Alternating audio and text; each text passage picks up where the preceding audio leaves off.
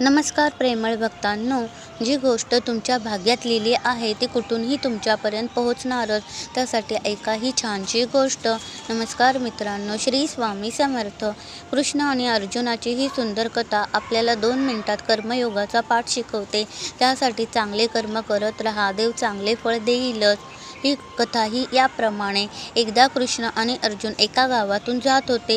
तिथून जाताना त्यांना एक गरीब माणूस भीक मागताना दिसला. अर्जुनाने त्याला आपल्या जवळची सोन्याच्या मोहरांची थैली दिली आणि परत भीक मागू नकोस असे सांगितले. थैलीवर मोहरांमुळे त्याचे आयुष्य नक्कीच सावरणार होते. तो आनंदात घरी निघाला. मात्र एका चोराने ते पाहिले आणि त्याचा पाठलाग करत मोहरांची थैली लंपास केली. गरीब माणूस स्वतःच्या नशिबाला दोष देऊ लागला. पोटापाण्यासाठी दुसऱ्या दिवशी तो परत भीक मागू लागला.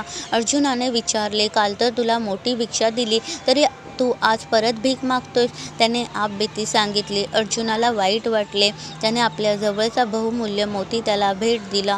तो आनंदात मोती घरी घेऊन आला. पण घरात 18 विश्व दारिद्र्य असल्याने तो मोती ठेवावा कुठे असा त्याला प्रश्न पडला. एका मडक्यात त्याने तो मोती ठेवला आणि तो निवांत झोपला. बायको घरी आली. तिने नवऱ्याला अनेक दिवसांनंतर एवढं शांत झोपताना पाहिलं. आवाज न करता ती गाडगी मटकी घेऊन नदीवर पाणी भरायला गेली. परत येऊन पाहते तर नवरा शोधाशोध करत होता. तिच्या हातात ते मडकं पाहून म्हणाला, हे तू काय केलं? यात मी बहुमूल्य मोती ठेवला होता. आपले नशीबच खराब जाऊ दे. असं म्हणत तो माणूस परत भीक मागायला नेहमीच्या ठिकाणी जात होता. अर्जुनाने त्याला पाहिले आणि त्याला तसा राग आला. तो कृष्णाला म्हणाला, आता तूच काय ते बघ. कृष्णाने त्याला 2 शिक्के दिले.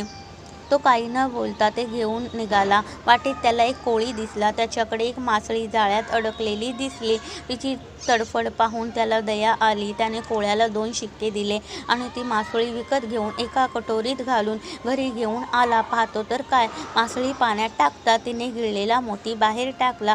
तो मोती पाहून गरीब माणूस दिसला म्हणत ओरडू लागला. त्याच्या झोपडीबाहेरून जाणाऱ्या बुरट्या चोराला वाटले, सोन्याच्या मोहरांची थैली नेताना कोणी आपल्याला पाहिले. आपल्याला कोणी शिक्षा देण्याआधी इथून निसटून जाणे चांगले असे म्हणत त्याने मोहरांची थैली गरीबाला सुपूर्द केली. तो तिथून पळून गेला. गरीबाला आश्चर्याचा धक्का बसला. मोती मिळाला आणि थैली पण. दुसऱ्या दिवशी त्याने आठवणीने जाऊन कृष्णांचे आभार मानले. तेव्हा अर्जुन आश्चर्यचकित झाला. त्याने कृष्णाला विचारले, आधी मी त्याला मोहरा दिल्या, मोती दिला, पण त्या गोष्टी त्याला लाभल्या नाहीत. मात्र तू दिलेले 2 शिक्के कसे काय लाभले? कृष्णाने सांगितलं, आधी मिळालेल्या लाभाचा विचार तो स्वतःपुरता करत होता. 2 शिक्के मिळाले तर त्यात त्याने स्वतःचा विचार सोडून दुसऱ्यांचा विचार केला. जो दुसऱ्यासाठी झटतो त्यांचा उत्कर्ष होतो. चांगल्या कामाची पेरणी केली तर मोबदलाही चांगलाच मिळतो. म्हणून चांगले कर्म करत राहा, हे मी कर्मयुगात सांगितलेले आहे. हीच बाब लक्षात ठेवून आपणही सत्कर्माची कास न सोडता आपले कर्म करत राहावे असे भगवान श्रीकृष्ण सांगतात. तुम्हा सर्वांवरती स्वामी समर्थांची कृपादृष्टी अखंड राहो. व्हिडिओला लाईक, शेअर, सबस्क्राईब करायला विसरू नका. धन्यवाद. श्री स्वामी समर्थ. जय जय स्वामी समर्थ.